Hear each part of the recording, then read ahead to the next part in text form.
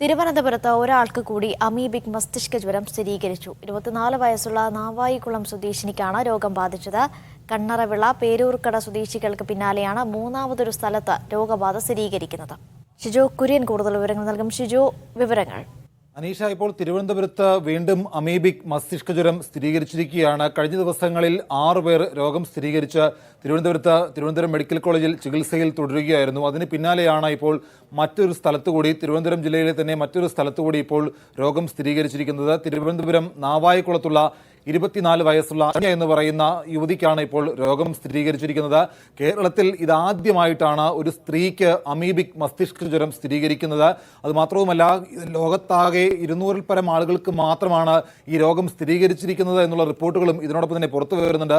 ആ ഒരു സാഹചര്യത്തിലാണ് തിരുവനന്തപുരത്ത് മാത്രം ഇപ്പോൾ 7 പേർക്ക് രോഗം സ്ഥിരീകരിച്ച് ഇപ്പോൾ തിരുവനന്തപുരം മെഡിക്കൽ കോളേജ് ആശുപത്രിയിൽ ചികിത്സയിൽ കഴിയുന്നത്. ഇതിൽ 6 പേർ പുരുഷന്മാരും ഒരാൾ സ്ത്രീയുമാണ്. കഴിഞ്ഞ മാസം 23-ാം തീയതി തിരുവനന്തപുരം കണ്ണറവിള സ്വദേശിയായിട്ടുള്ള 27 വയസ്സുകാരനായിട്ടുള്ള അഖിൽ മരിച്ചതോടുകൂടിയാണ് തിരുവനന്തപുരത്ത് ഇത്തരത്തിൽ അമീബിക് മസ്തിഷ്ക ജ്വരം ഉണ്ട് എന്നുള്ള റിപ്പോർട്ട് പുറത്തു വരുന്നത്. അതിന് പിന്നാലെ കണ്ണറവിളയിലെ കാവിൻകുളത്തിൽ കുളിച്ച 5 യുവാക്കൾക്ക് രോഗം സ്ഥിരീകരിച്ചിരുന്നു. ആ 5 യുവാക്കളുടെയും രോഗ ഉറവിടം കാവിൻകുളമാണ് എന്ന് ആരോഗ്യവകുപ്പ് സ്ഥിരീകരിക്കുകയും ചെയ്തതാണ്. അതിന് പിന്നാലെയാണ് പേരൂർക്കടയിലുള്ള മറ്റൊരാൾക്ക് കൂടി ഈ രോഗം സ്ഥിരീകരിച്ചത്. ഇപ്പോഴും ആ പേരൂർക്കട സ്വദേശിക്ക് എവിടെ നിന്നാണ് ഈ രോഗം സ്ഥിരീകരിച്ചത് എന്ന്, അല്ലെങ്കിൽ പേരൂർക്കട സ്വദേശിക്ക് എവിടെ നിന്നാണ് രോഗം ബാധിച്ചതെന്ന് ഇതുവരെ കണ്ടെത്താൻ ആരോഗ്യവകുപ്പിന് കഴിഞ്ഞിട്ടില്ല. ആ ഒരു സാഹചര്യത്തിലാണ് ഇപ്പോൾ മൂന്നാമതൊരു സ്ഥലത്തുകൂടി രോഗം സ്ഥിരീകരിക്കുന്നത്. ആദ്യം കാവിൻകുളത്തിലെ കണ്ണറവിളയിൽ കുളിച്ച 5 യുവാക്കൾക്ക് രോഗം സ്ഥിരീകരിക്കുന്നു. അതിന് പിന്നാലെ പേരൂർക്കടയിലെ ഒരു ആൾക്ക് രോഗം സ്ഥിരീകരിക്കുന്നു. അതിന് പിന്നാലെ ഇന്നലെയാണ് നാവായിക്കുളത്തുള്ള 24 വയസ്സുകാരി ശരണ്യയ്ക്ക് രോഗം സ്ഥിരീകരിച്ചിരിക്കുന്നത്. ശരണ്യ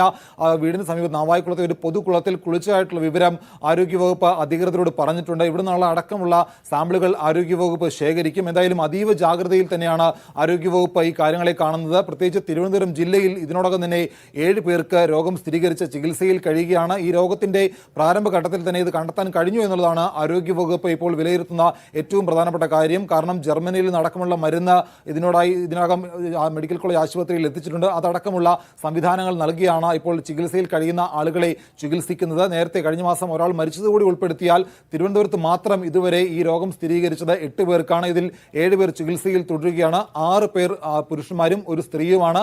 കേരളത്തിൽ ആദ്യമായിട്ടാണ് ഒരു സ്ത്രീക്ക് അമീബിക് മസ്തിഷ്ക ജ്വരം സ്ഥിരീകരിക്കുന്നത്. അനീഷ. ശരി, ഷിജോ കുര്യനാണ് വിവരങ്ങൾ നൽകിയത്.